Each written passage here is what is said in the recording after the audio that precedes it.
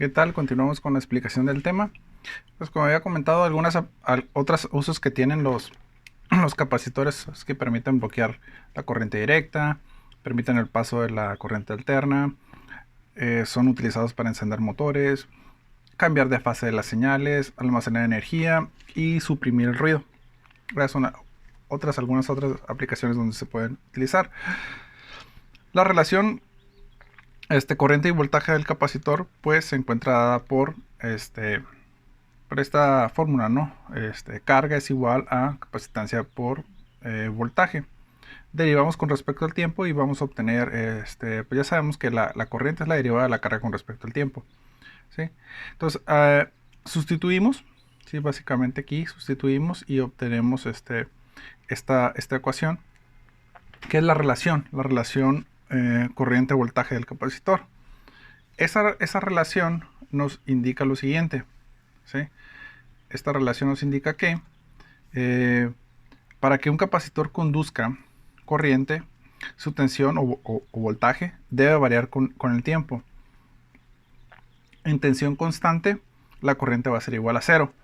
O sea que yo necesito que para que haya corriente en el capacitor o para que el capacitor conduzca corriente, yo debo utilizar voltajes. Mis voltajes deben ser de este tipo, ¿sí? Senos o cosenos con respecto al tiempo, ¿no? O sea, variantes, ¿no? ¿Sí? Ok, también pues está la gráfica, ¿sí? Que presenta la relación eh, voltaje, corriente-voltaje, perdón, corriente-voltaje, ¿sí? Y vemos que pues la capacitancia pues básicamente es lineal, ¿sí? La mayoría de los capacitores son lineales, más sin embargo hay capacitores que son no lineales y pues, la curva que se describiría aquí pues, sería una totalmente muy diferente, ¿no? Entonces la capacitancia es independiente de la tensión o del voltaje, ¿no? Eso es lo que nos indica, ¿no? Esta formulita que está aquí, ¿no? Entonces, ¿qué más? Tenemos que también hay una relación, ¿sí? Entre ahora voltaje o corriente del capacitor y la obtenemos integrando ambos miembros de la ecuación, ¿no? De esta ecuación, ¿no? El original, ¿no? La corriente es igual a a la capacitancia por la derivada del voltaje con respecto al tiempo, ¿no? Entonces, al hacer todas las operaciones, llegamos a esta ecuación, ¿sí? Y de esa ecuación se hacen varias inferencias, ¿no? Lo primero que se dice es que el voltaje del capacitor depende de la historia pasada de la corriente del capacitor, ¿no? Eso está dado pues, por la integral, ¿no? Por la integral. Y entonces eso nos indica que el capacitor tiene memoria, ¿sí?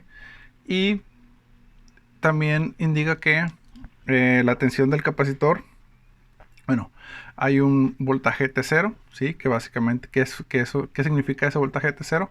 Pues es la tensión del capacitor en el tiempo cero, ¿no? Y la potencia instantánea, ¿sí?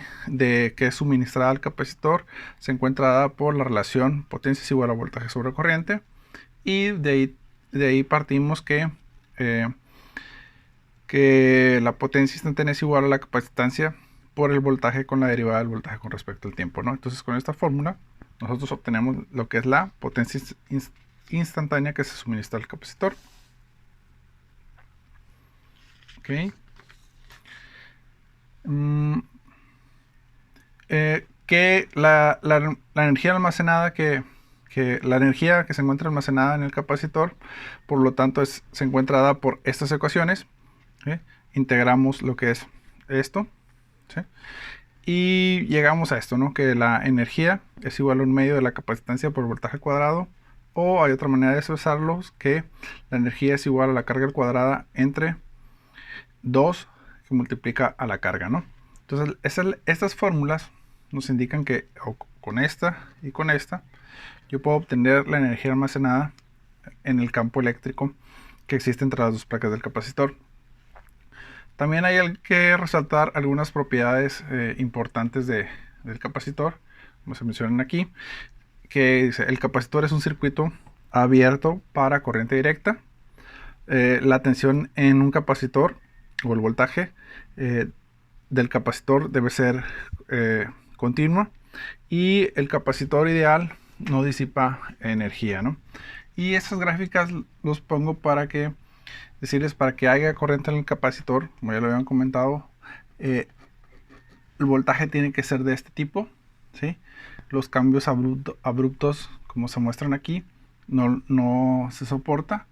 Entonces, como este tipo de señales son las que el voltaje debe tener para que exista carga en él, para que exista corriente en el capacitor, ¿no? Entonces, por mi parte sería todo y nos vemos en el siguiente video. Bye.